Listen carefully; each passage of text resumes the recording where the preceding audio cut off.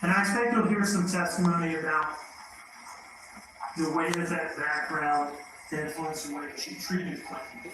But you're supposed to love all your kids equally, you're supposed to treat them all the same. I expect you'll hear some testimony that didn't happen. And she treated Clinton differently, and not in a good way.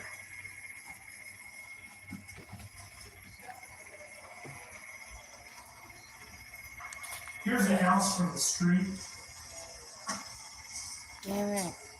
The master bedroom where defendant's mother, Hillary Howell, her stepfather, Thomas Howell, lived is over here in the two-story portion of the house was on the first floor. Brother Paul Simon's bedroom is upstairs, and you'll hear in one of the defendant's interviews she'll say, when you're up in that room, you can't really hear anything that's going on. Downstairs, it's kind of its own layer up there. Now, defendant Daniel and the three children Sorry, y'all. lived in the bedroom right through this front door. I think there was some sort of addition or something on the house at one point. This bedroom that they live in appears to be like a converted one-time living room. If you step through that front door, this is what you see. You see a couch in the foreground. You see a desk behind that. And then on the far wall there, you see that that's the defendant and Daniel Young's bed. Dang. If you pan to the right, you'll see a closet door here. And then it's hard to make out in this picture, but beyond this closet door is a door into a bathroom and then it feeds into the dining room. And that is the only way to get from this room to the main body of the house. You see a race car bed there. That's where Zane slept.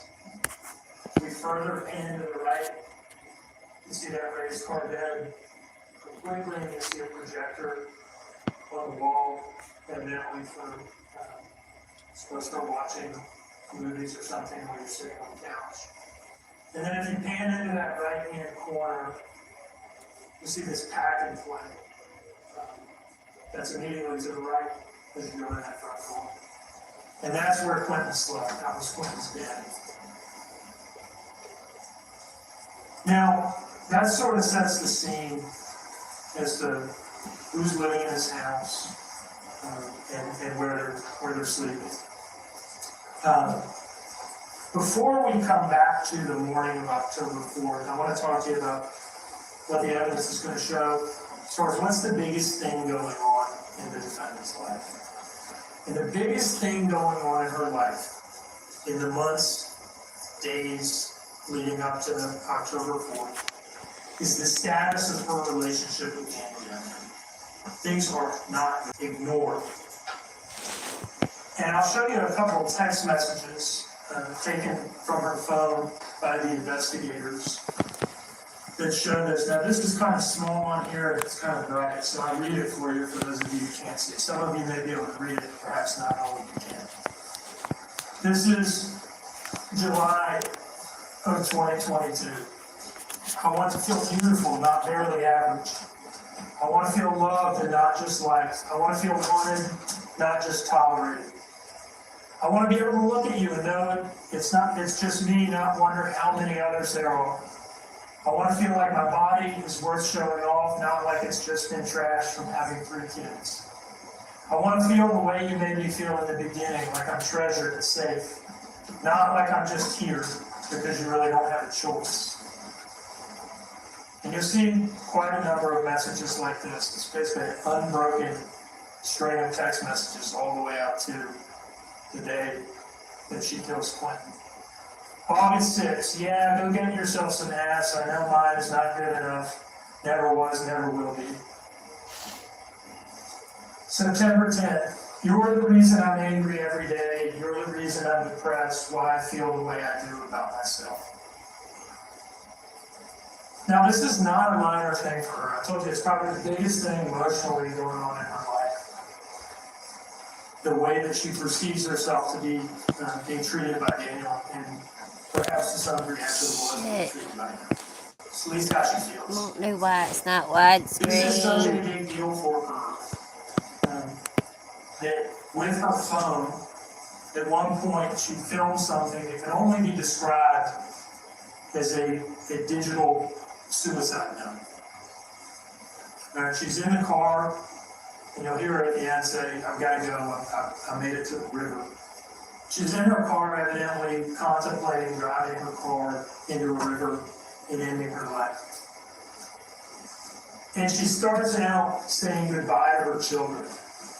She has some kind words to say about Zane. She has some kind, loving words to say about Sky.